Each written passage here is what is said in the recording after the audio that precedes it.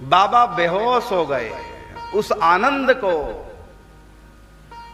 उस प्रेमानंद को, उस रसानंद को बाबा संभाल नहीं पाए।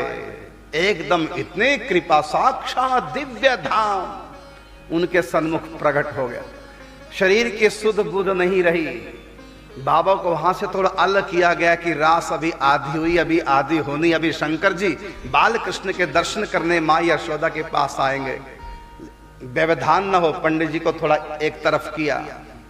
और जब पंडित जी को थोड़ी देर बाद होश आई, हा प्राणनाथ,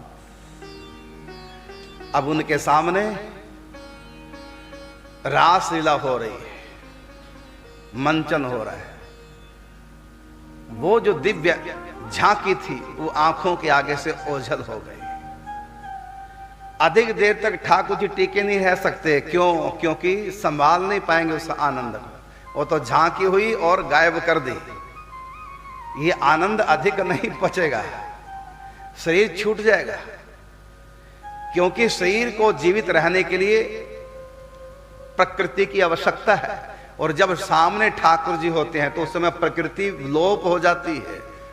उस समय भूख प्यास, शरीर की शुद्ध खाना पीना सोना सब छूट जाता है। प्रकृति का कोई गुण शरीर में नहीं टिक पाता।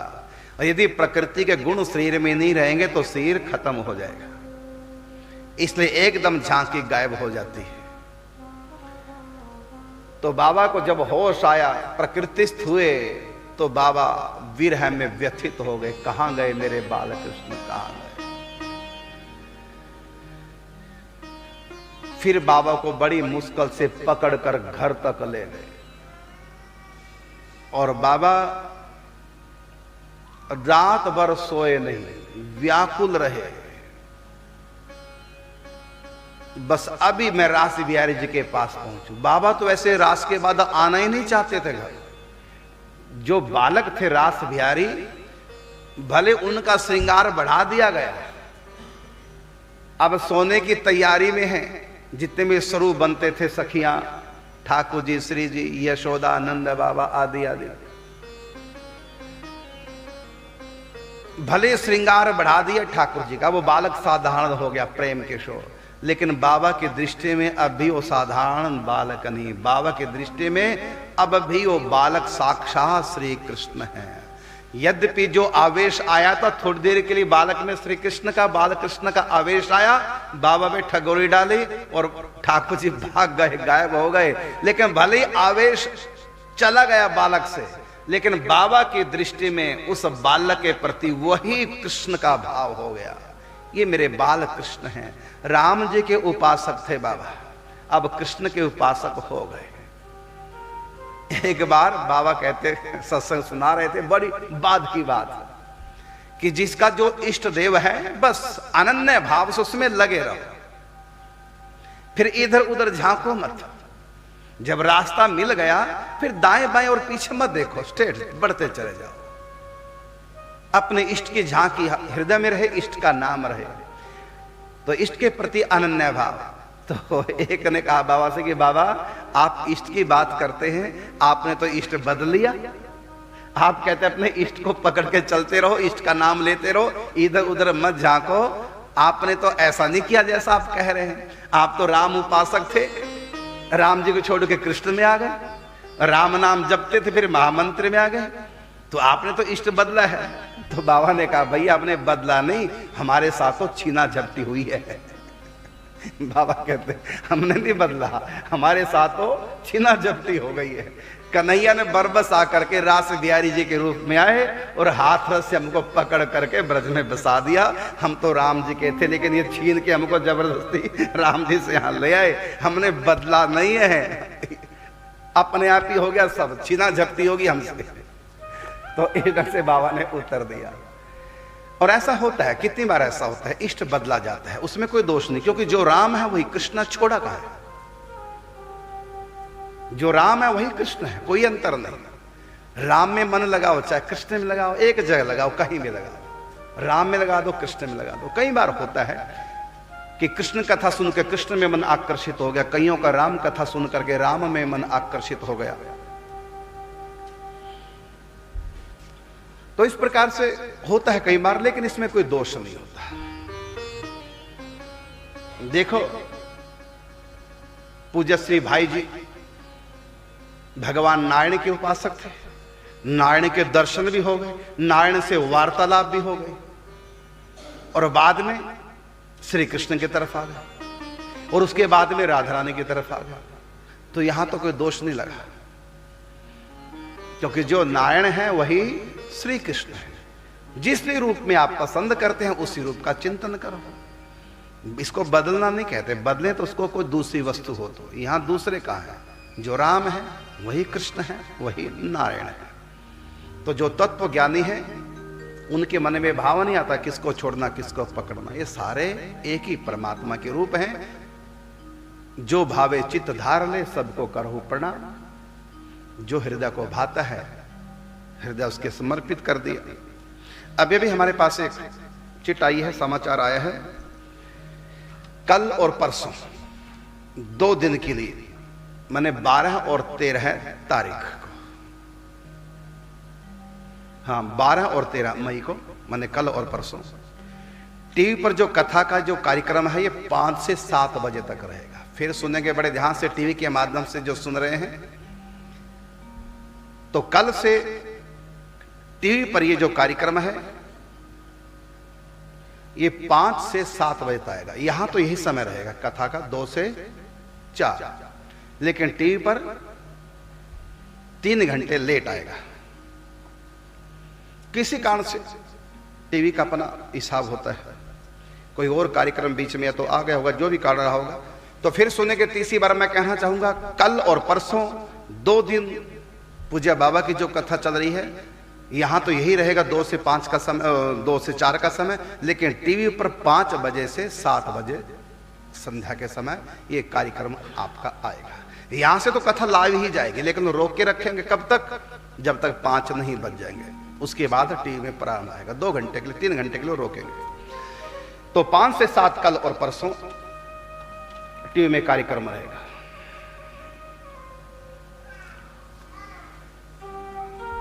तो पंडित जी रास बिहारी को छोड़ करके घर में सोने के लिए भी जाना नहीं चाहते थे। श्री स्वामी लाडली शरण जी ने कहा कि पंडित जी अब आप घर जाओ, ठाकुर जी विश्राम करेंगे, ठाकुर जी का ध्यान रखो। हमारे ब्रज की बड़ी प्राचीन परंपरा और बड़ी अद्भुत ये परिपाटी रही है कि जो भी श्री कृष्ण बनते हैं रास में, ये राधा रानी बनते हैं, चाहे वो साधारण भेष में हो। जब तक वो रास में राधा कृष्ण बनते हैं तब तक साधारण भेष में भी उनको राधा कृष्ण का रूप ही माना जाता है। चाहे सिंपल ड्रेस है, अब स्कूल जा रहे हैं बच्चे, रात को रास होगी, भले स्कूल जा रहे हैं तब भी उनको प्रणाम करते, उनके घर वाले भी। जब तक वो राधा कृष्ण का स्वरूप धारण करते हैं, मुकुट धारण करते हैं, जिस आयु तक, उस आयु तक, तब तक घर वाले भी उनको प्रणाम करते हैं, राधा कृष्ण मान करके। ऐसा नहीं है, चाहे बालक के माता पिता भी क्यों ना, वो भी उस बच्चे को प्रणाम करेंगे राधा कृष्ण मान करके। और श्री लाडली शरण जी जो श्री कृष्ण बनते हैं उनके पोते हैं, लेकिन स्वयं लाडली शरण जी प्रणाम करते हैं और ठाकुर जी को ऐसे रखते हैं लाड़ प्यार से कि अकेले कहीं घूमने जाने नहीं देते, साथ में कोई जाएगा सेवक, जैसे राजा महाराजों के ठाट होते हैं। बाजार में भी ठाकुर जी श्री जी जो बालक बनेंगे वो जाएंगे तो उनके संग कोई व्यक्ति सेवा के लिए जाएगा, एक जल घड़िया उनके साथ साथ रहता है जल पिलाने के लिए, ऐसा भाव किया जाता है। और जब तक उनकी शादी नहीं होती बालकों की, तब तक उन पर मुकुट, मतलब उनको रोल मिलेगा स्वरूप, और जब शादी हो गई फिर मुकुट उन पर धारण नहीं किया जाता, कुंवारा ही हो। और जिसका उपनयन संस्कार हो, ब्राह्मण हो, पवित्र गायत्री जप करता हो, नियम संयम से रहता हो। और श्री लाडली शरण महाराज जी को श्री नाथ द्वारा जी से मुकुट मिला हुआ था ठाकुर जी का, तो उनकी अपरस की सेवा होती थी, तो ठाकुर जी को कोई छू नहीं सकता था उनके। यहां तक कि लोग प्रणाम करने आते तो पहले इशारा कर दिया था कि छू करके कोई प्रणाम नहीं करेगा। जैसे रास में होता है, कोई भी भक्त आते हैं प्रसाद लेकर ठाकुर जी को अपने हाथों से भोग लगाते हैं, तो श्री स्वामी लाडली शरण जी की रास में ये नियम नहीं था कि किसी के भी हाथ का ठाकुर जी खाए, नहीं। जो स्वरूप सखियां बनते हैं, सखियों के हाथ का ही ठाकुर जी ग्रहण करेंगे, और जो मत्था टेकने वाले यात्री कोई भी आएगा भक्त, उनके हाथों से ठाकुर जी नहीं लेंगे। इसको बोलते हैं अपरस की सेवा, और कोई ठाकुर जी को छू नहीं सकता था, और बड़ी मर्यादा का ध्यान रखा जाता था। यहां तक कि जब स्वामी लाडली शरण जी रास मंडली को कहीं भी दूर प्रदेशों में ले जाते, तो जिस ट्रेन में ठाकुर जी का टिकट बुक होता है, उसमें डिब्बे में सीट, पहले सीट को जमुना जल से धोया जाता था, और फिर उस पे साफ वस्त्र धुला बिछाते हैं, तब ठाकुर जी कहते विराजिए। जबकि उस समय मुकुट नहीं होता, धोती कुर्ते में आम आदमी की तरह होते थे, लेकिन भाव यही किया जाता कि जब तक, जितने वर्ष की अवस्था तक ये ठाकुर जी के स्वरूप मायु में होंगे, जब तक इनकी शादी नहीं होगी, तब तक इनको ठाकुर जी। आज भी हमारे यहाँ परंपरा है, जो ठाकुर जी बनते हैं उनको ठाकुर जी कहने लग जाते हैं। हमारे द्वादश गुरुओं में पूज्य श्री घनश्याम दास जी महाराज, उनको सब ठाकुर जी कहते हैं, क्योंकि पहले वो ठाकुर जी बनते थे। पूज्य राधा बाबा कि यहां जब गए ठाकुर जी के अपने स्वरूपाई में, उस समय उनके भीतर भी ठाकुर जी का आवेश आ गया था, तो उनको ठाकुर जी कहते हैं। पूज्य श्री राम स्वरूप जी, जो यहां के विधायक एमएलए भी रहे वृंदावन के, अब तो सिर छोड़ के 95 साल के होने के बाद, पहले वो भी ठाकुर जी बनते थे। एक बार उड़िया बाबा ने कहा, जब श्री राम स्वरूप जी आए, बालक ही थे उस समय, तो बाबा से कहा, पंडित जी देखो ठाकुर जी आए हैं। मतलब थे तो साधारण, उनका तो विवाह भी हो चुका था उस समय, लेकिन गुरु ने कह दिया ठाकुर जी आए हैं, तो जीवन भर स्वामी राम स्वरूप जी को पंडित जी ठाकुर जी मानते थे, और उनकी घरवाली को स्त्री जी कहते थे, क्योंकि ठाकुर जी का रोल करते थे। और फिर गुरु जी ने कहा कि पंडित जी देखो ठाकुर जी आए, जबकि सिंपल वेश में धोती कुर्ता में थे। पंडित जी ने मान लिया, हमारे गुरु जी ने ठाकुर जी कह दिया, मेरे लिए जीवन भर ये भगवान है ठाकुर जी। तो जब भी ठाकुर जी पंडित जी के दर्शन करने जाते स्वामी राम स्वरूप जी, तो बाबा के सामने प्रणाम नहीं करते। बाबा को अच्छा लगता कि ठाकुर जी मुझको प्रणाम करे, चोरी से प्रणाम करते, और जब बाबा के सामने जाते तो बाबा प्रणाम करते थे। बताओ, बाबा विरक्त हो गए, सन्यासी हैं, स्वामी राम स्वरूप जी गृहस्थ हैं, लेकिन गुरु ने कहा था कि देखो ठाकुर जी आए हैं, बस अब मेरे लिए ठाकुर जी। बाबा किसी स्त्री को विरक्त भेष लेने के बाद किसी स्त्री से बात नहीं करते थे, स्त्री को देखते भी नहीं थे, इतना दृष्टि का संयम रखते थे। और बाबा के परिकर में जो उनका परिसर था, वहां कोई महिला नहीं आती, महिला दूर से दर्शन बाबा के किया करती थी। लेकिन जब स्वामी राम स्वरूप जी की धर्म पत्नी आती बाबा के दर्शन करने के लिए, तो बाबा के यहां भीतर आ जाते थे, रोकते नहीं थे उनको, कोई नहीं रोकते थे। बाबा ने मना किया, नहीं, ये श्री जी हैं हमारी। बाबा उनको प्रणाम करते, स्त्री जी मानते। ये भाव की दुनिया है, यहां बुद्धि मत लगाओ, ये भाव की दुनिया है। यहां जितना मानोगे, जितना श्रद्धा करोगे, गुरु की वाणी में जितना विश्वास करोगे, उतने चमत्कार होते जाएंगे, आगे बढ़ते जाएंगे। तो बात चल रही थी कि औरों के लिए वो बालक होंगे प्रेम किशोर, लेकिन बाबा के लिए वो साक्षात अब रास विहारी श्री कृष्ण है। भले अब उनमें आवेश नहीं है, थोड़ी देर के लिए आवेश आया और पंडित जी के हृदय को हरण किया और ठाकुर जी अंतर्धान हो गए। दृश्य सिंपल साधारण हो गया, लेकिन पंडित जी के भाव में अब वो बालक प्रेम किशोर बालक नहीं रहा, साक्षात मेरे श्री कृष्ण है। इसलिए उनको छोड़ करके सोने के लिए रात्रि घर जाने को तैयार नहीं हुए। स्वामी श्री लाडली शरण जी ने कहा, पंडित जी अब जाइए, ठाकुर जी को सोने दीजिए, थक गए हैं ठाकुर जी नित्य करते करते। आप तत्सुखिया भाव से भावित हो, ठाकुर जी को देखो ना, आप अपने मन को क्यों देख रहे हो? ठाकुर जी को देखो, इनको आराम करने दो। और जब तक आप यहां बैठे रहेंगे ठाकुर जी लेटेंगे नहीं। जैसा भक्त वैसी भगवान। ये यथा माम प्रपद्यन्ते तांस थैव भजाम्यहम्। गीता में कहा ना भगवान ने, मेरे प्रति जो जैसा भाव रखता है मैं उसके प्रति वैसा ही भाव रखता हूं। श्री लाडली शरण जी ने समझाया कि ठाकुर जी का ध्यान रखो, जब तक आप यहां रहेंगे ठाकुर जी विश्राम नहीं करेंगे। ऐसा भाव करके अपने हृदय को थोड़ा कठोर बनाकर हृदय पे पत्थर रख करके, न चाहते हुए, जाना नहीं चाहते थे लेकिन जाना पड़ा। बार बार मुड़ के ठाकुर जी को देखते हैं। अब प्रेम किशोर बालक में उनको साक्षात श्री कृष्ण का भाव हो गया। अब ये तो भाव बिल्कुल नहीं रहा कि ये श्री स्वामी लाडली शरण जी के पौत्र हैं, ये बालक है, कृष्ण का रोल करता है, इनका नाम प्रेम किशोर है। ये सारी बातें बाबा भूल गए, क्योंकि यहां बुद्धि से काम नहीं, यहां काम हृदय से लिया जा रहा है। ये प्रेम का देश है, यहां बुद्धि का प्रवेश नहीं, यहां केवल हृदय का प्रवेश है। शीश काट भुवि पे धरो, तापे रातो पाव, इश्क चमन के बीच में ऐसा हो तो आओ। इस प्रेम राज्य में धड़ धड़ का प्रवेश है, सिर का प्रवेश नहीं। सिर काट के पीछे रखा हो। जैसे मंदिर में जूते का प्रवेश नहीं है, ऐसे इस निकुंज में सिर का, मस्तिष्क का, बुद्धि का प्रवेश नहीं, यहाँ के हृदय का प्रवेश है, भाव का प्रवेश है। तो ठाकुर जी की प्रसन्नता के लिए कि जब तक मैं रहूंगा ठाकुर जी विश्राम नहीं करेंगे, सबका संकोच रहेगा, मेरे कारण से ठाकुर जी को कष्ट ना हो, तो चले गए घर। रात भर नींद नहीं आई। वही रूप दिव्य गोकुल, पलने में बाल कृष्ण लाल लेटे हैं, बाबा की तरफ मंद मंद मुस्कुराते देख रहे हैं। बस वही चित्त पे छवि अंकित हो गई। भूले तो नींद आए।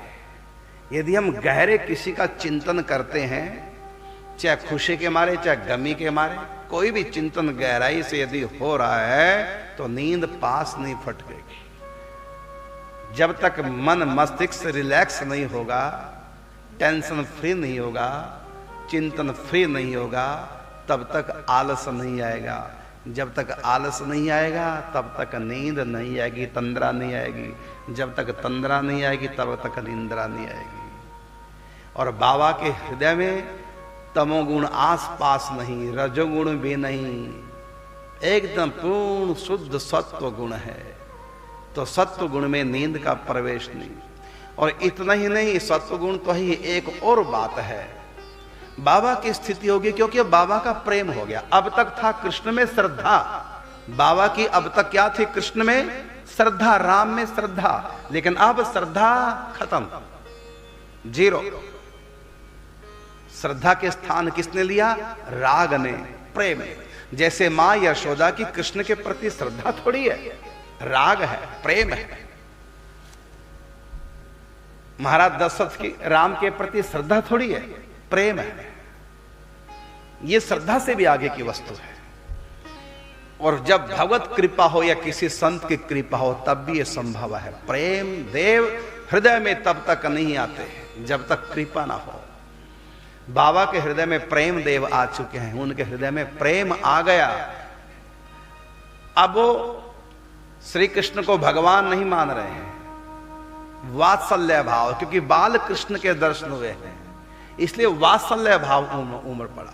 बाबा को बीच बीच में लगता जैसे मैं ही यशोदा हूं और मुझसे मेरे लाला को दूर किया जा रहा है, मेरे बिना तो मेरा लाला सोता नहीं है, ऐसा भाव लग रहा है।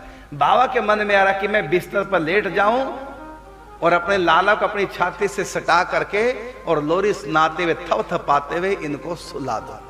ऐसा बाबा का भाव उमड़ रहा है। यद्यपि उस बालक की आयु छोटी नहीं थी जो गोद का बच्चा हो, 9 साल 7 मास का बालक है प्रेम किशोर। बाबा का हृदय हिलोरे ले रहा है। यशोदा जैसी ममता भाव हृदय में आया। मन करता कि कैसे भी ठाकुर जी मुझको बुला ले, मैं उनके बिस्तर पे लेट जाऊं, उनके हृदय से लगा के उनको अपनी छाती पे सुलाऊं। ऐसा बाबा का भाव। यशोदा भाव से बाबा भावित हो रहे। लेकिन जब बाहर की बात देखते हैं, लाडली शरण जी कहते हैं ठाकुर जी को सोना है, अब आप घर जाइए। पंडित जी कहने लगे मेरा कहां घर, मेरा तो यही सब कुछ है। बताओ कोई मैया यशोदा से कहे कि कन्हैया को छोड़कर जा अपने घर तो मैया को कैसा लगेगा? अपने घर, मेरा घर कौन है? यही है मेरे सर्वस्व, मेरे बिना कृष्ण कैसे सोएगा? ऐसा बाबा का भाव बन गया, मैं यशोदा हूं, कृष्ण मेरा पुत्र है। लेकिन भार की कुछ मर्यादाएं हैं, तो बाबा को बेमन से छोड़ के जाना पड़ा। और बाबा को लग रहा बताओ मेरा लाला और मुझको कहा जा रहा है छोड़ दो, सोने दो, जाओ अपने घर। बाबा जैसे तैसे मजबूरी में, बाहर की मर्यादाएं हैं, बाबा को जाना तो पड़ा। लेकिन रात भर बाबा करवटें बदलते रहे। पंडित जी, कभी मेरे मुख से पंडित निकलता, कभी बाबा निकलता।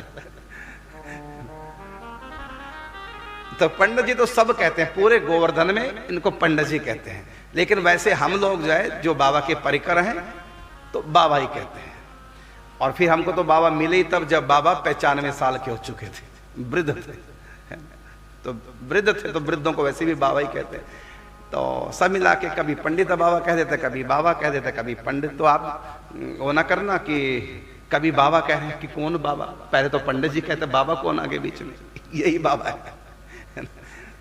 और हम जब संत आपसे में बातें करते थे बाबा के बारे में, किसकी बात? तो बूढ़े बाबा की। फिर हम बूढ़े बाबा कहने लग गए थे। क्यों? क्योंकि बाबा तो वहां सारे ही हैं जितने भी संत सारे ही बाबा है। तो जब बूढ़े बाबा की बात चलती थी तो फिर बूढ़े बाबा ही कहने लग गए थे। फिर बाबा का नाम हो गया बूढ़े बाबा। तो रात भर बाबा करवटें बदलते रहे। अभी तो विरक्त नहीं हुए हैं, अभी तो घर में ही, इसलिए पंडित जी कह लेंगे। तो पंडित जी रात भर करवटें बदलते, रोते रहे। उनको लगता है कि जैसे मेरे लाला को कोई छीन के मुझ से ले गया, दूर ले गया। रात भर रोते रहे। बाबा का जो मित्र वर्ग था सब आए, बाबा को वैसे लाने थे, पकड़ के लाए, और ऐसे लाए जैसे दुल्हन को पकड़ के ले जाया जाता है, जैसे बाबा से चला नहीं जा रहा, जैसे नशे में है। और आंखें बाबा की रो रो करके मोटी मोटी, लाल लाल अंदर से आंखें होगी बाबा की। विरह में पल बिछुरे न सुहात, प्रीतम श्याम सुंदर के बिना एक पल भी बिछुड़ के अलग रहना बाबा को अच्छा नहीं लगता था। रात भर बाबा रोते रहे। सुबह सुबह 4 बजे बाबा नित्य नेम भी ना करके बस स्नान किया, जिससे कि ठाकुर जी के पास जाने लायक हो जाऊं। स्नान किया तो ठाकुर जी के पास जाके ठाकुर जी को जगाते हैं, ठाकुर जी को कुल्ला कराते हैं, ठाकुर जी को जलपान कराते हैं, ठाकुर जी को शौच ले जाने के लिए उनकी जल की व्यवस्था करते हैं, ठाकुर जी का बिस्तर फोल्ड करते हैं, सेवा में लग गए। लोग हैरान, कहां गया बाबा का नित्य नेम?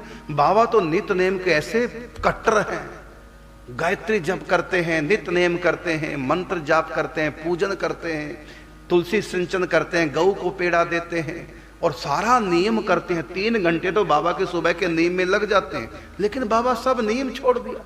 बाबा ने कीर्तन करना छोड़ दिया। हर रोज कीर्तन कहीं ना कहीं होते थे, अब बाबा कीर्तन करना छोड़ दिया, कथा करना छूट गया, पूजन छूट गया, पाठ छूट गया, पूजा सेवा छूट गई, तुलसी सेवा छूट गई। अब तो एक ही मन में क्या कि भाई ठाकुर जी से अलग ना 1 मिनट भी मैं रहूं। अब तो सब कुछ पूजा पाठ, सब ठाकुर जी की सेवा, ये फल है। पूजा पाठ तो साधना है और सेवा, ठाकुर जी मिल गए, उनकी सेवा प्रेममयी, ये साध्य वस्तु है, ये मंजिल है। जब मंजिल पे पहुंच गए तो रास्ता क्यों चल, रास्ता तो खत्म हो चुका है। तो बाबा का पूजा पाठ अब आवश्यकता नहीं, क्योंकि बाबा को पूजा पाठ का फल मिल गया सामने ठाकुर जी की सेवा। और बाबा ऐसे विचित्र, किसी के हाथ का बना नहीं बाबा खाते थे। किसी के घर का तो बाबा क्या खाएंगे, कोई भोजन को छू ले चाहे ब्राह्मण भी क्यों ना हो, नहीं लेते थे। इतना ध्यान रखते थे कि मेरे अन्न को कोई दूसरा छू ना जाए। नाम जप करते, भोजन बनना चाहिए, ऐसे घर के नियम थे। ठाकुर जी को भोग लगे, किसी की दृष्टि भी अन्न पे ना पड़े, पवित्र रहे, पर्दे में भोजन ग्रहण करे, ऐसा बाबा का नियम था। तो ब्राह्मण के हाथ का भी छुआ बाबा नहीं लेते थे, किसी और के हाथ का तो क्या लेंगे। लेकिन अब किसी घर में प्रसाद तक नहीं लेते थे, तुलसी दल चरणामृत इसके सिवा कीर्तन में जाते, किसी घर से कुछ नहीं खाते पीते थे। और अब तो उल्टा हो गया, लोग घरों में ठाकुर जी स्वरूप बुलाते हैं सेवा के लिए। आज हमारे घर में मंडली का भोजन है तो साथ में पंडित जी भी, और पंडित जी क्या करते, ठाकुर जी की पत्तल में जो बच जाता था वो बाबा पाते थे। लोग बड़े प्रसन्न हुए कि हमारे घर में आज तक पंडित जी ने कुछ नहीं खाया। इतनी बार हमने घर में कीर्तन सत्संग रखा, पंडित जी आए, चरणामृत तुलसी दल के सिवा कुछ नहीं देते। शुक्र है आज हमारे घर में पंडित जी ने भोजन कर लिया।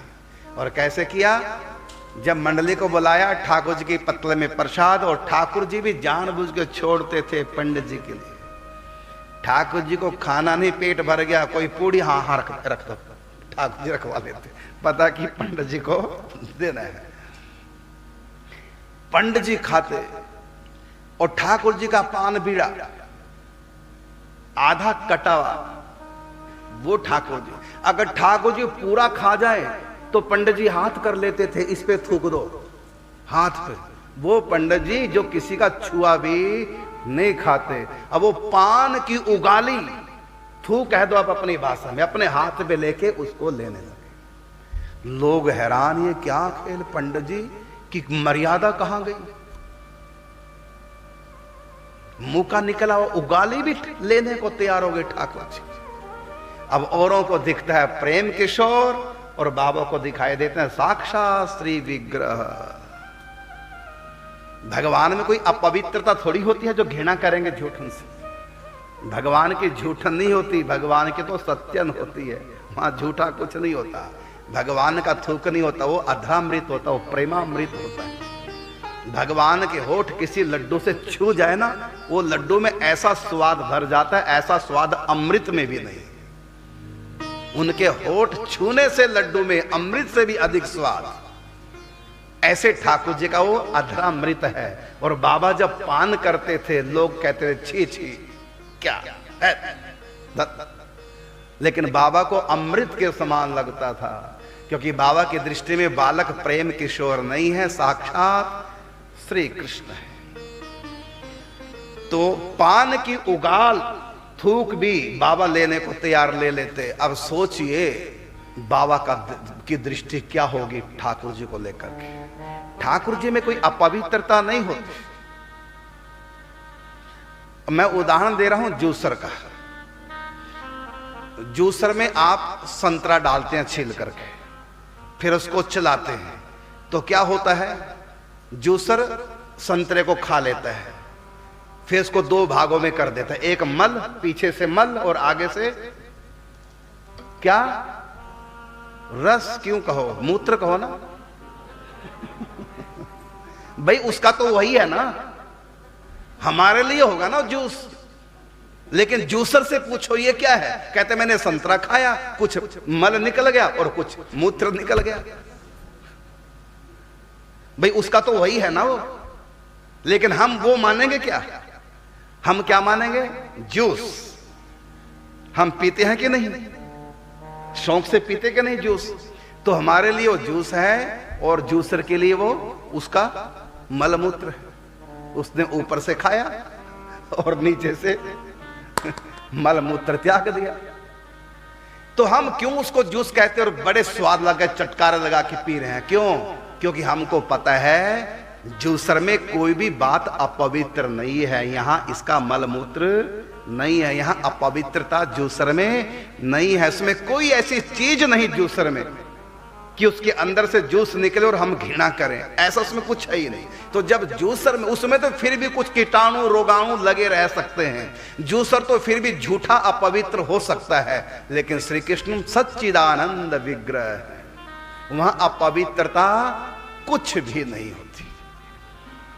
इसलिए साधारण लोगों की दृष्टि में भले वो प्रेम किशोर बालक हैं, लेकिन बाबा के लिए साक्षात सच्चिदानंद घन विग्रह है। तो बाबा तो प्रेम अमृत पान कर रहे हैं, श्री कृष्ण अधर सुधारस का पान कर रहे हैं बाबा। और जितना बाबा पान करते जाएं उतना ही प्यास बढ़ती जाती है। संसार का पानी, प्यास लगी है, जितना पियोगे प्यास खत्म, पीने की इच्छा समाप्त। पानी की प्यास थी, पानी पिया तो पानी की प्यास समाप्त, पानी पीने की इच्छा समाप्त। लेकिन श्री कृष्ण का अधरामृत जब मिलेगा तो उसे प्यास बुझती नहीं बल्कि प्यास बढ़ती है। तो बाबा को तो बाबा ने घर में अमनिया ने लिया, घर में बाबा भोजन करते नहीं थे। ठाकुर जी की थाली में पत्तल में जो बच जाए कम अधिक उसी से उदर पूर्ति। अब उदर पूर्ति नहीं कहें तो कहना चाहिए उस वही उनका अमृत था, अधरामृत ठाकुर जी का प्रेमामृत का रसास्वाद। बाबा को उसी की भूख लगती थी, चाहे एक किन का भर मिल जाए ठाकुर जी का। पेट खाली रहता था, कुछ खाया पिया नहीं बाबा ने जब से दर्शन हुए। केवल ठाकुर जी का अधरामृत, ठाकुर जी की शीत प्रसादी और जल भी जो ठाकुर जी के पात्र से बच जाए उसी जल को पीते, नहीं तो बाबा की प्यास और भूख दोनों जीरो हो गई थी। दर्शन करते ही ना तो बाबा को प्यास लगती ना बाबा को भूख लगती। उनको प्यास लगती कि ठाकुर जी का अधरामृत का स्पर्श हुआ जल मिल जाए, ठाकुर जी के अधरामृत का स्पर्श हुआ अन्न मिल जाए तो ठीक, नहीं मिले तो मैं जिंदगी भर कभी भोजन ना करूं, कभी पानी ना पीऊं। इतना सत्वगुण में बाबा स्थित हो चुके थे। भूख, प्यास, निंद्रा, आलस ये सब खत्म हो गए बाबा के। आज 4 दिन हो गए बाबा को लगातार रात्रि को सोए नहीं, 4 दिन से नींद नहीं आई और ना घर में भोजन किया ना पानी पिया। जब 4 दिन से भोजन पानी बंद तो मलमूत्र त्याग भी समाप्त। विश्वास नहीं कर पाएगा बाबा का चित्र सुनकर कोई। आप सुन के हैरान होंगे, बाद में 17 दिन लगातार बाबा एक दिन भी शौच नहीं गए, एक दिन भी बाथरूम नहीं गए, लघु शंका गए और ना कुछ खाया ना पिया। कितने दिन लगातार? 17 दिन लगातार। ना लैट्रिन गए, ना बाथरूम गए, ना नहाए ना धोए, ना पूजा ना पाठ, केवल रोना और कुछ। और लोग हैरान थे कि नाले बहते थे बाबा की आंखों में, पानी पिए इतने दिन हो गए, ये पानी आंखों में कहां से रहा है? क्योंकि ब्रह्मा जी के बनाए हुए शरीर के जो नियम हैं भौतिक, वो नियम बाबा के शरीर पे लागू नहीं हुए। ये स्थिति बाबा की आ गई। दिन भर तो कैसे बाबा का चित्त शांत रहता, क्योंकि साथ में ठाकुर जी के होते। रात्रि 11 बजे तक रासला में होते ठाकुर जी के साथ, लेकिन बाबा को बोझ पड़ता था रात्रि 11 बजे के बाद, जब ठाकुर जी को छोड़ करके घर सोने के लिए जाना था। बाबा को लगता कि बस मेरे ऊपर मौत पड़ गई। बाकी जो ही रात होती बाबा घबरा जाते, अब ठाकुर जी से दूर जाना पड़ेगा, सोने के लिए अब घर जाना पड़ेगा। इतनी लंबी रात इनके बिना कैसे कटेगी? रात भर ठाकुर जी का रूप उनके चित्त मन मति में छाए रहते। और कभी हल्की फुल्की तंद्रा सी आगे, नींद तो आती नहीं थी, तंद्रा सी आती, हल्का सा आलसा, उसमें भी ठाकुर जी दिखाई देते। रास बिहारी वो रूप नहीं जैसे मुकुटधारी श्री कृष्ण बंसी जो आप चित्रों में देखते, वो नहीं, यही बालक प्रेम किशोर, इसी रूप में उनको हो गया कि ठाकुर जी आया है मेरे लिए, इसी रूप में। वो बगलबंदी पहनते थे व्हाइट रंग की, कभी पीले रंग की, जो बगल में बांधते हैं, उसी में ही बाबा चिंतन करते थे। और दिन में वो टोपी लगाते थे, बल्लभ कुली टोपी, उसी टोपी में मोर मुकुट वाला रूप दर्शन नहीं होता था, वही जो सबके सामने। बस भाव में था कि मेरे श्री कृष्ण, मेरे बाल कृष्ण इस रूप में आया है मेरे पास, ये नया अवतार मेरे ठाकुर जी का मेरे लिए, ये बाबा का भाव बन गया। तो उसके बाद एक दिन की बात, जिस दिन बाबा को पहली बार दर्शन हुए उससे 4 दिन के बाद की बात, लीला चल रही रात्रि को। लीला एक जगह नहीं होती थी, कभी किसी के घर में आंगन में, कभी किसी घर आंगन में, कभी किसी के घेर में, कभी किसी के नौरे में। होता यह था कि आज का भोजन मेरी तरफ, जब भोजन होगा साथ में श्रृंगार में ठाकुर जी आएंगे, और जब ठाकुर जी आएंगे तो लीला भी साथ होगी 1 घंटा 2 घंटा। एक एक दिन में 2-2 जगह लीला हो जाती थी, कई बार 3-3 जगह लीला हो जाती थी। आज उसके घर में, उसके आंगन में, कल उसके नौरे में, कल उसके घेर में, ऐसे ही होता रहता। और पहले से एक दिन पहले अनाउंस हो जाता, कल की लीला अमुक के घर भोजन है, इतने बजे से इतने बजे तक रासलीला का आयोजन और ये लीला, ऐसा भी होने लगा। और ये लगातार 20 दिन 22 दिन तक लगातार।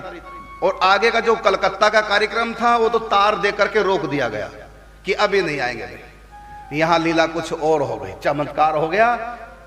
हमारे ठाकुर जी में साक्षात ठाकुर जी का आवेश की लीला चल रही है, यहाँ पंडित जी हैं, भक्त और भगवान का खेल चल रहा है। अब हम कलकत्ता में नहीं आ रहे, कब तक नहीं पता, कुछ भी कब तक। ये भक्त और भगवान के, पंडित जी के और ठाकुर जी के खेल चल रहे हैं, लीला चल रही है। और ये सबको पता कि पंडित जी ने खाना पीना छोड़ दी है, बस ठाकुर जी का जो भुक्त प्रसाद है, थोड़ा कम अधिक, आधी पूड़ी, एक पूड़ी जो भी बच गई, उसी से अपना उदर पूर्ति, और तो बाबा को भूख नहीं लगती। अब कई दिन बाबा को खाए पी हो गए, बाबा दुबले पतले हो गए, बाबा कमजोर हो गए, क्योंकि शरीर तो शरीर के अनुसार चलेगा। 4 दिन के बाद लीला हुई। भगवान श्री कृष्ण उद्धव को भेजते हैं वृंदावन में। गोपियां विरह में व्यथित, जब से ठाकुर जी छोड़ करके ब्रज को, गो को, मथुरा गए, सखियां सब जमुना के किनारे बैठ जाती, जिस रास्ते से गए इसी रास्ते से वापिस आएंगे। कह के गए थे परसों परसों परसों, कह गए परसों बीते वर्षों, अब तक न आई हो बैरिन परसों। अब ये मंच पर दृश्य दिखाया जा रहा था, जमुना के किनारे सखियां बैठी हैं, रो रही हैं। राधा रानी से लिपट कर रोने लगी सखियां। संध्या हो गई है, आज का दिन भी बीत गया, आज भी हमारे प्रियतम श्याम सुंदर नहीं आए। रोने लग गई सखियां। जितने भी दर्शक थे सबको ऐसा ही लग रहा था जैसे हमको छोड़ के ठाकुर जी चले गए। फिर दृश्य बदलता है। इधर पंडित जी को लग रहा है कि ठाकुर जी मुझको छोड़ के चले गए, अपने आप को यशोदा भाव से भावित देख रहे हैं। इधर राधा रानी विरह में व्यथित, श्री कृष्ण के ये रासलीला में मंचन हो रहा है, दिखाया जा रहा है। बाबा को नहीं लग रहा कि रास हो रही है, कोई मंच पे ये सब हो रहा है। बाबा को तो लग रहा है कि हमको सबको छोड़कर कृष्ण चले गए। खोए थे उन भावों में। लोगों को लग रहा था कि रास हो रही है, लेकिन बाबा के लिए ये मंचन नहीं था। भीतर से वो अपने आप को व्याकुल नंद भवन में मां यशोदा कृष्ण के विरह में व्यथित है, इस भाव से बाबा भावित। बाबा की आंखें बंद, बाहर से रास नहीं देख रहे हैं जो लीला, बस सुन रहे हैं विरह के पद, और भीतर मैं यशोदा। और बाबा को कोई आसपास की सुध नहीं, आंखों से झरझर आंसू विसर्जित हो रहे हैं। रो रो के बाबा की हिचकियां बंध रही। मैं कृष्ण के बिना कैसे जी पाऊंगी, ऐसा बाबा का यशोदा भाव भीतर से। और बाबा का हृदय ऐसे धड़कने लगा, मतलब कोई विश्वास नहीं करेगा, हृदय के धड़कन की आवाज बाहर तक आने लगी, धक धक धक धक। बाद में बाबा ने बताया था कि उस समय ऐसा लग रहा था जैसे हृदय बस निकल कर भी बाहर आ जाएगा। लोक लज्जा सब कोई ध्यान नहीं, भूख प्यास कहां चली गई।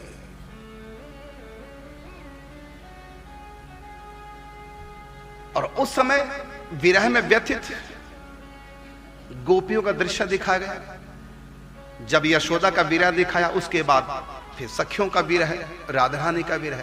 तो ये यशोदा जो बने थे वो यादराम जी थे, मंडली के जो यादराम थे वो यशोदा के रोल में थे। वो भीतर चले गए। और श्री लाडली शरण जी के जो काका जी थे, चाचा जी तेजा स्वामी, वो नंद बाबा की भूमिका में थे। उनका भी रोल जब पूरा हुआ तो वो भी भीतर चले गए, मत भीतर का मतलब श्रृंगार कक्ष में, जहां रास के स्वरूप तैयार होते। और मंच पे इस समय दृश्य चल रहा है राधा रानी का विरह। और जो कृष्ण बनते बालक प्रेम किशोर जिनका नाम, वो भी भीतर, उनको नींद आने लगी।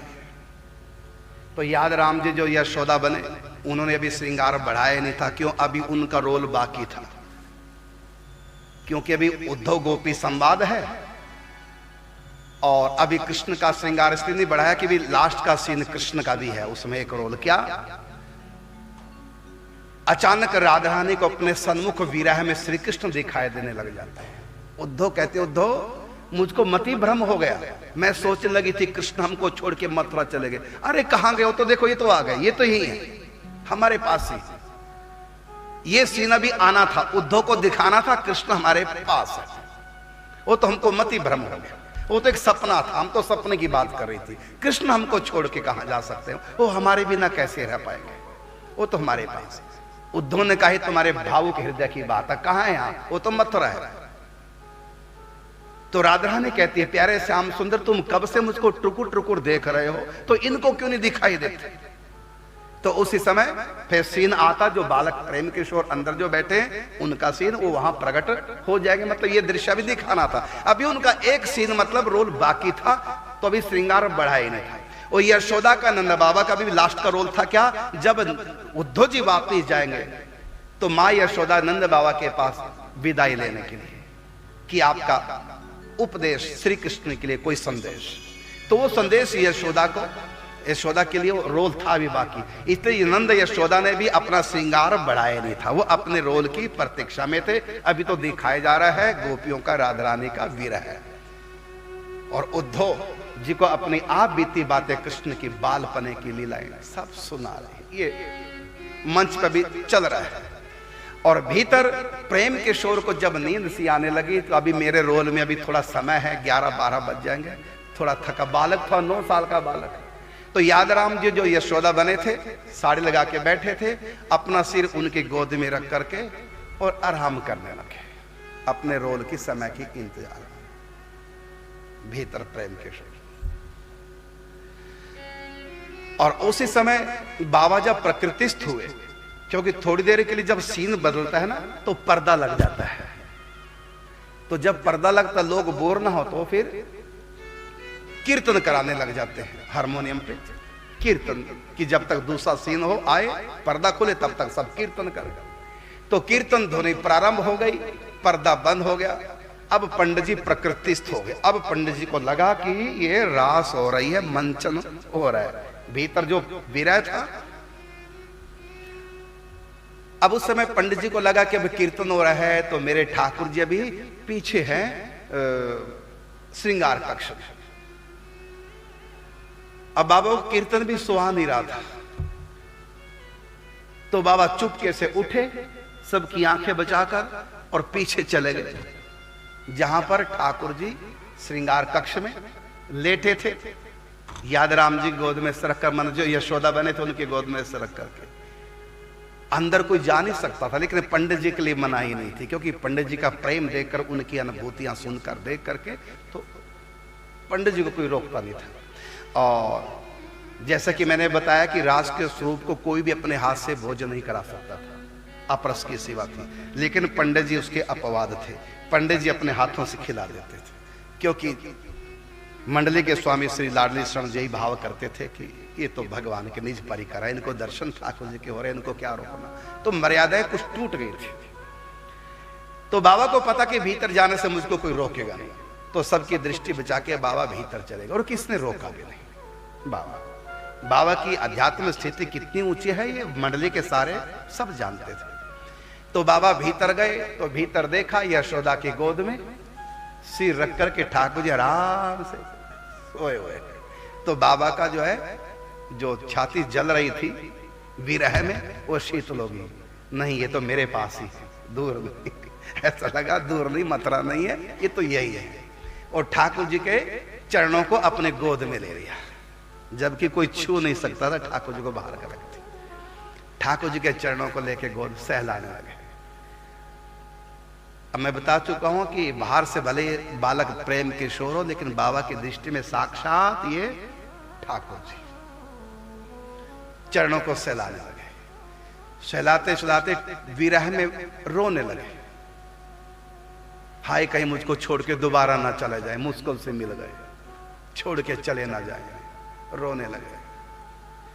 फिर बाबा को कथा में के बीच में जब प्रवचन होता है ना, लीला में बीच में जब तक सीन तैयार हो दूसरा, तो कभी कभी बीच में जो स्वामी होते हैं हारमोनियम पे प्रवचन सुनाने लग जाते हैं। तो उन्होंने प्रवचन में सुनाया कि आज भी वृंदावन में ठाकुर जी का नित्य रास होता है, नित्य भगवान का निवास। ब्रज को छोड़कर ठाकुर जी जाते नहीं है, वो हमेशा ब्रज में रहते हैं। आज भी उनका नित्य विहार ब्रज में चल रहा है। तो ब्रज की महिमा सुनी कई बार श्री लाडली स्वामी लाडली शरण जी से। तो ठाकुर जी के चरण सहलाते सहलाते आंखें टपकने लगी प्रेम में, और ठाकुर जी के चरणों पे गरम गरम आंखों का आंसू। उसी समय ठाकुर जी का आवेश आ गया उस बालक में, ठाकुर जी का आवेश। भगवान कहते हैं मेरे भगतन के प्रेम के आंसू जिनका जग में मोल न हो। ये चरणों को सहला रहे। भाव क्या कर रहे हैं? मैं साक्षात ठाकुर जी मेरे मुझको मिल गए, चरणों को सहला रहे हैं। उसी समय उनमें ठाकुर जी का आवेश आ गया। जैसा भाव करोगे वैसे भगवान उत्तर देते हैं। तो बाबा अपने ठाकुर जी को कह रहे हैं रोते हुए, हमें अपने ब्रज में बसाए ले, हमको अपने ब्रज में बसा। ठाकुर जी का सिर यशोदा की गोद में टच था, और जो ही पंडित जी ने कहा हमको अपने ब्रज में बसाए लो, मतलब हमको ब्रजवास दे दो। क्या मांगा? अब बताइए, ब्रजवास की घर में स्थिति है, विधवा भाभी बैठी है, बिना मां के बच्चे घर में, कोई कमाने वाला नहीं, केवल पंडित जी। वो भी जनपत्री बनाते, नौकरी पहले छूट गई, फिर स्कूल भी बंद हो गया। अब जनपत्री बनाते हैं, उससे जो भी मिलता है कैसे भी करके 5-7 रुपए में महीना घर का खर्चा चलाते हैं, रूखी सूखी खाए के। पंडित जी ने यह भी नहीं सोचा कि मैं ब्रजवास मांग रहा हूं, इन बच्चों का क्या होगा। कोई घर में है नहीं कमाने वाला।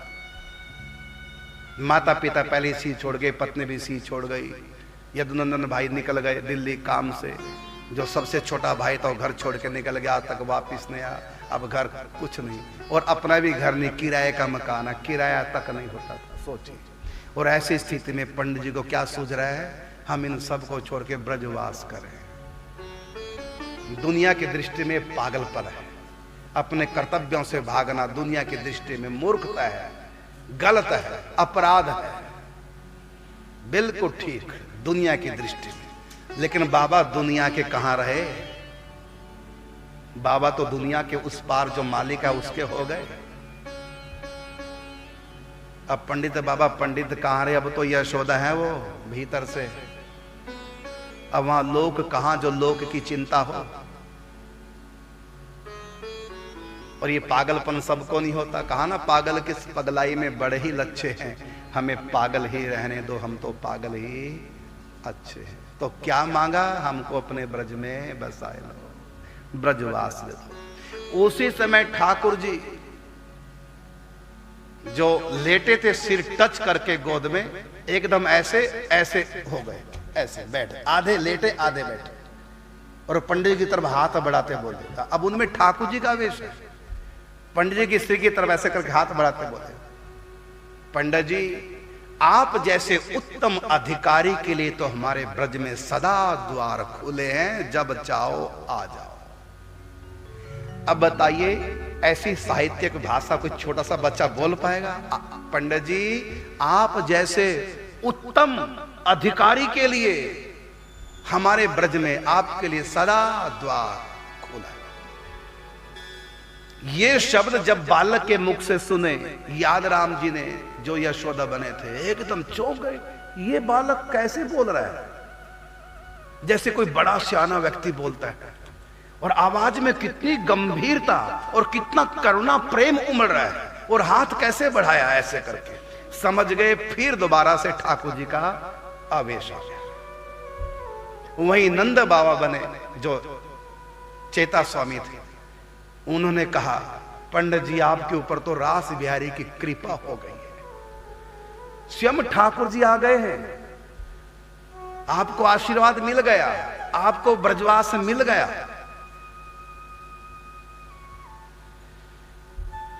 अब वो पंडित जी को समझा रहे कि साक्षात ठाकुर जी आ रहे। पंडित जी को पहले ही पता, वो ठाकुर जी से ही बात कर रहे हैं।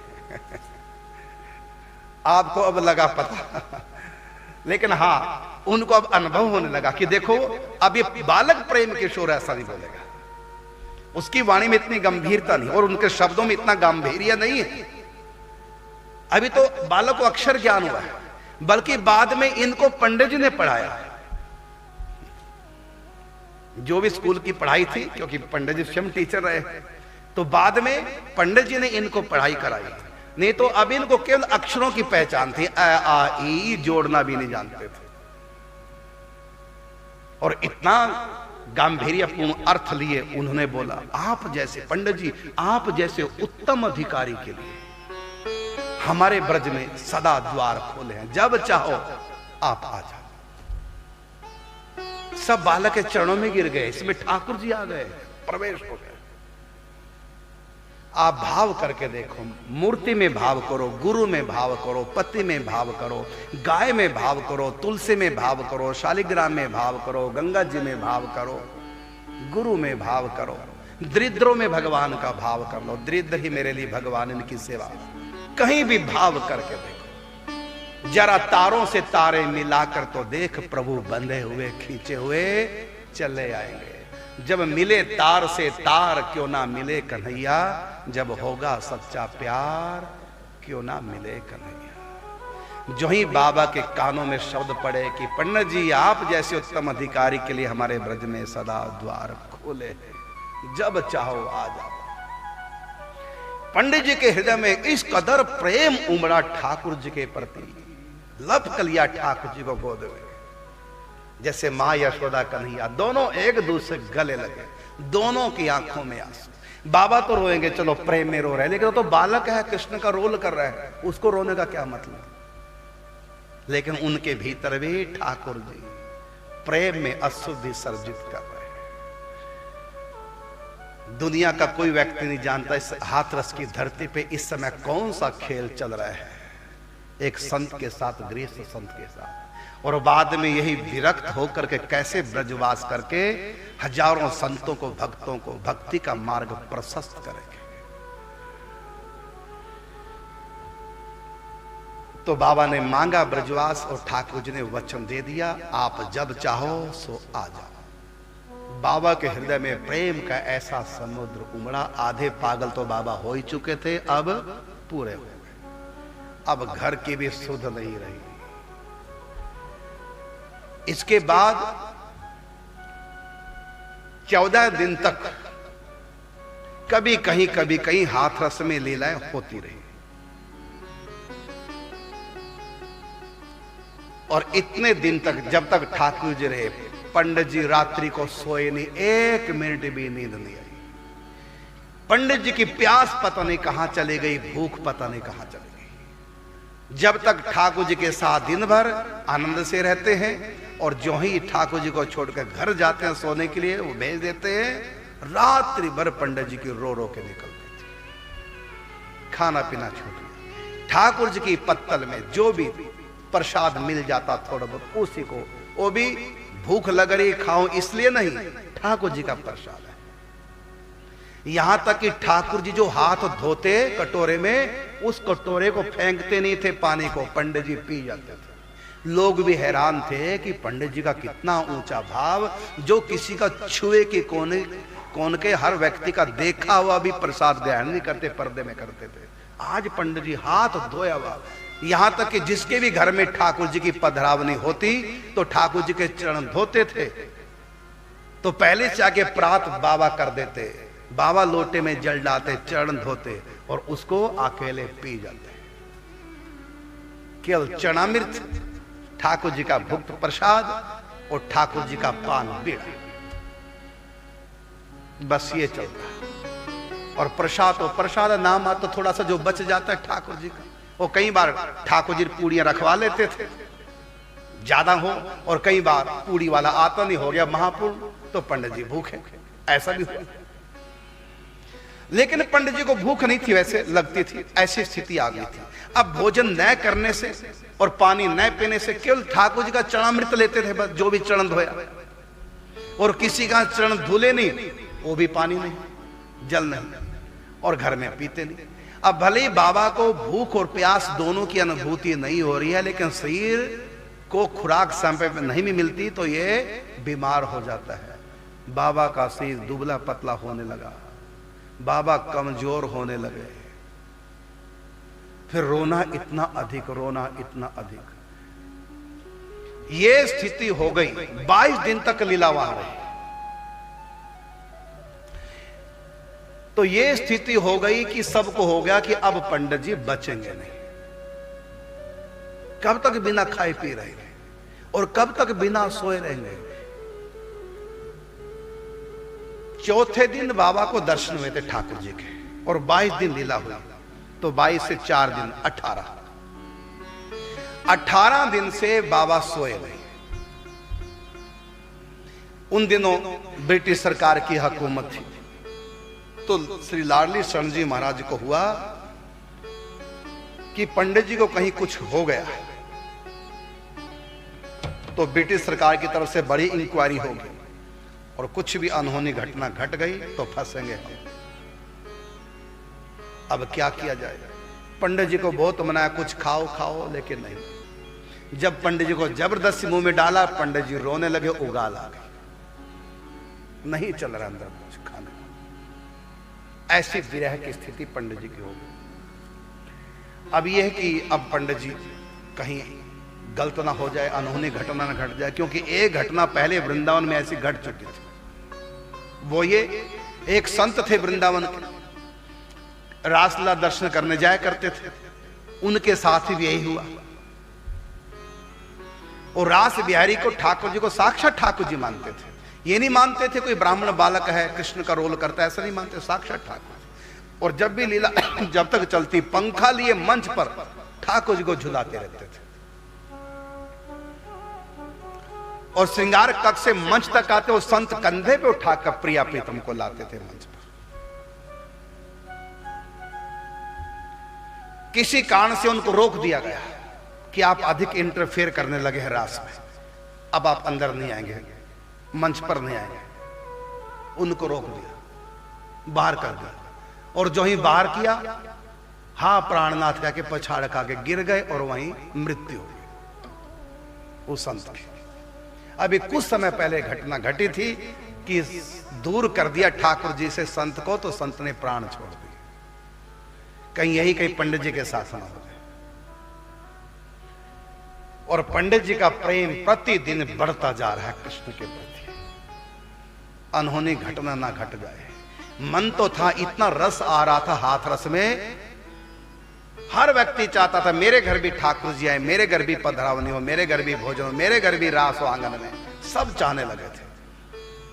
कई महीने तक लगातार रास होनी थी, जैसी यहां भक्ति की बाढ़ आई थी। और उसका सबका कारण था पूज्य पंडित जी। पंडित जी ने पहली सत्संग सुनाकर सबको भाव भक्ति से भर रखा था, सब नाम जप करते थे, तो क्यों नहीं ठाकुर जी ऐसी लीला करेंगे। तो अंत में श्री जनार्दन चतुर्वेदी जी को बुलाया। अब क्या किया जाए।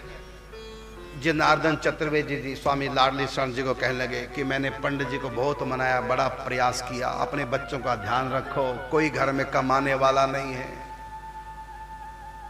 कुछ खा लो पी लो।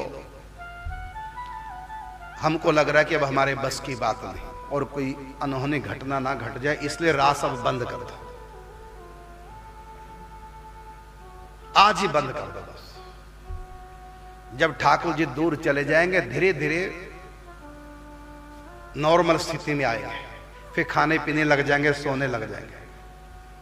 बताओ 18 दिन हो गए, अब तक सोए नहीं, रात भर रोते रहते हैं। उनके बच्चे, शांति बेटी है, बेटा है मानस जी सिद्धनाथ, वो आके बताते हैं कि बप्पा रात भर रोते रहे, कभी बैठ जाते हैं, कभी करवटें बलते हैं, कभी रोने लग जाते हैं। इतनी जोर से रोते हैं दूसरे कमरे तक आवाज जाती है।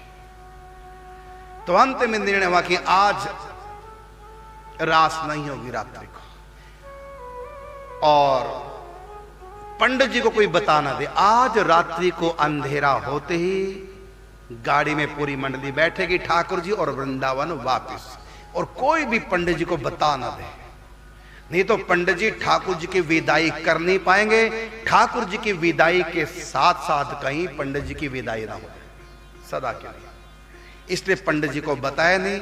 और पंडित जी के मित्र थे श्री जनार्दन चतुर्वेदी जी, उन्होंने कहा कोई पंडित जी को नहीं बताएगा। गाड़ी मंगा ली गई वृंदावन से, सामान रासला का पर्दे वगैरह सब फोल्ड करके ला दिए गए, और सब बैठ भी गए। और लास्ट में ठाकुर जी बैठे, और इधर एक पंडित जी के सेवक थे वफादार, उनको कैसी पता चल गया कि पंडित जी से चोरी ठाकुर जी को विदा किया जा रहा है। वो गए पंडित जी के घर में और कहा, गुरुजी आपके ठाकुर जी तो जा रहे हैं। उन्होंने भी ऐसा शब्द बोल दिया, आपके ठाकुर जी तो छोड़ के आपको जा रहे हैं, और पूरी बात बता दी कि अब मैं सुन के आ रहा हूं। उसी समय बाबा सुनते ही पूरी बात सुनी बाबा ने ध्यान से कि छोड़ के जा रहे हैं, तो बाबा सुनती पछाड़ खा के धरती पे गिर पड़े। घर वालों ने बड़ी मुश्किल से बाबा को संभाला। जब बाबा को होश आई, रोते रोते उठ के खड़े हुए और ऐसे भागे जैसे पीछे कोई चोर लगा था, भागे। संयोग की बात, अभी गाड़ी वहां से चली नहीं थी, अभी तो सेट कर रहे थे सामान सब। ठाकुर जी बैठ चुके थे, देख लिया कि गाड़ी में ठाकुर जी बैठे, तुरंत खिड़की खोल के ठाकुर जी के चरणों में बैठ गए, गोद में लेकर के, जैसे हनुमान जी राम जी के चरणों को गोद में लेकर बैठ जाते हैं। और कुछ नहीं कहा, क्यों जा रहे हैं नहीं पता है, मैं भी साथ में जाऊंगा। ठाकुर जी के साथ चले गाड़ी वृंदावन। मुझको तो ठाकुर जी ने ब्रजवास दे दिया, कह दिया कि तुम्हारे लिए हमारे ब्रज के द्वार खुले हैं, तो मैं ठाकुर जी के संग जा रहा हूं। इसलिए पंडित जी प्रसन्न हो गए। डर था ये कि गाड़ी स्टार्ट होके चली ना जाए, लेकिन गाड़ी मिल गई, गाड़ी में बैठ गए, ठाकुर जी के चरणों को अपनी गोद में लेके नीचे बैठ गए, और बड़े पंडित जी प्रसन्न है। श्री लाडली शरण जी आए श्री जनार्दन चतुर्वेदी जी के पास और कहा कि मास्टर जी देखो, बाबा के बैठ गए पंडित, इनको उतारो और गाड़ी चले, सेटिंग होगी सब। अब बाबा को उतारने के लिए कहे, बाबा को तो लग रहा है मेरे लाला को मुझसे छीन रहे हैं, बाबा को लग रहा है मैं यशोदा हूं, मेरे लाला को मुझसे दूर कर रहे हैं। समझाया, नहीं माने बाबा, छोड़ने को तैयार नहीं ठाकुर जी को। ठाकुर जी से कहलवाया, ठाकुर जी बोले अपने बच्चों का ध्यान रखो, तुम्हारे बच्चे हैं।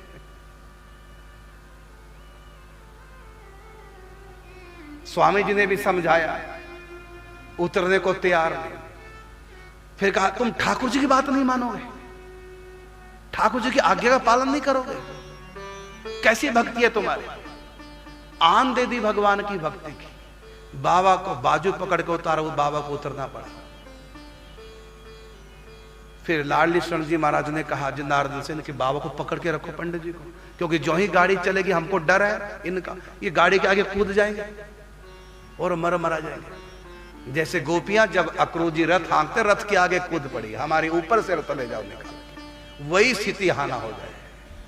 क्योंकि पंडित जी अब होश में नहीं है इस समय, यशोदा भाव से भावित है। उसको तो यही लग रहा होगा कि बस अब मेरे लाला को ले गए, रथ चला गया, अक्रूर ले गए मेरे लाला। कंट्रोल नहीं कर पाएंगे पंडित जी के ऊपर, और कहीं प्राण छूट जाए। पहले वृंदावन में एक संत के प्राण छूट गए इसी बात को लेकर। पंडित जी को पकड़ के रखो, गाड़ी स्टार्ट हो, और कहीं टायर गाड़ी पहिए के आगे ना कूद जाए और अनहोनी घटना घटे। पंडित जी को दो व्यक्ति ने पकड़ के रखा, और पंडित जी सिर लगे धुने। जब गाड़ी स्टार्ट हुई, ऐसा लगे प्राण छटपटा रहा है, मेरे प्राणों को कोई बरबस खींच के ले जा रहा है। पंडित जी एकदम, जब गाड़ी आगे चली, वहां से निकल गई गाड़ी, तो पंडित जी अपने पांव के सारे खड़े नहीं रह पाए, गिर पड़े। उठा करके मानो घसीटते हुए घर तक ले गए पंडित जी। और ऐसे पंडित जी रो रहे हैं कि अभी अभी किसी का युवा बच्चा जैसे मरा और मां कैसे छटपटाती है बच्चे के लिए, मछली की तरह से पानी से निकाल दिया। ये स्थिति पंडित जी की होगी। और अब लगा श्री जनार्दन जी को, चतुर्वेदी जी को, कि अब पंडित जी नहीं बचेंगे। अब तो गाड़ी में निकल गई। उन दिनों फोनों के जमाने नहीं कि फोन करके गाड़ी रोक ली जाए, ठाकुर जी को उतार लिया जाए, कैसे भी पंडित जी बच जाए। अब जनार्दन जी घबराए, हमारे मित्र तो गए, अब ये बचेंगे नहीं। ये स्थिति हो गई। फिर कीर्तन लगे सुनाने, भजन सुनाने लगे। एक पद यशोदा भाव का, सूरदास जी का पद, उस समय श्री जनार्दन चतुर्वेदी जी सुनाने लगे। थोड़ा सा धैर्य बंधे सुन करके। यशोमती बार बार यो भाख है को ब्रज में हितु हमारो, चलत गोपाल ही राखे, चलत गोपाल ही राखे।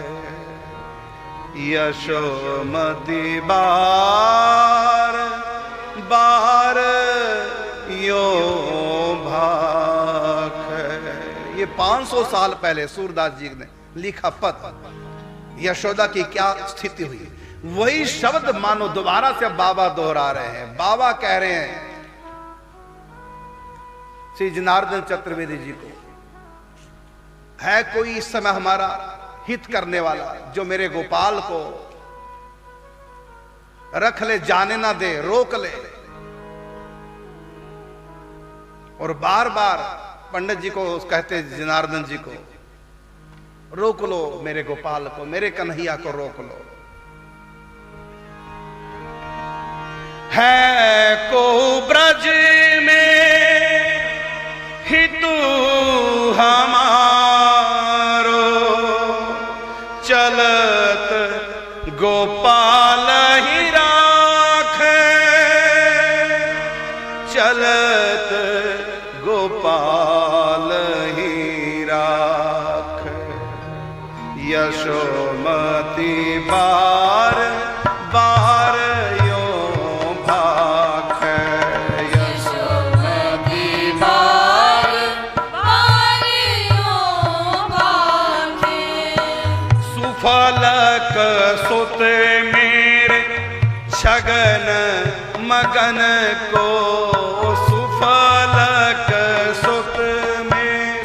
सुफलक का अर्थ क्या है? सुफलक ये अक्रूर के पिता का नाम है।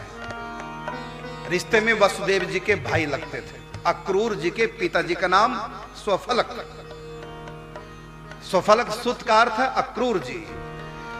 सुफलक सुत मेरे छगन मगन को, सुफलक सुत मेरे छगन मगन को। नृप माधोपुरी बोलवा, नृप माधोपुरी बोलवा। बरु यह गोधन, बरु यह गोधन, हरो कंस सब। बरु यह गोधन, हरो कंस सब। मोहि बंदी ले मेले, मोहि बंदी ले में। यशोमती बार बार यो भाख। बाबा यशोदा भाव से भावित मां यशोदा कहती है, अरे अक्रूर, कंस ने मेरे पुत्र को क्यों बुलाया है? क्यों मेरे प्राणों को ले जा रहे हो छीन करके?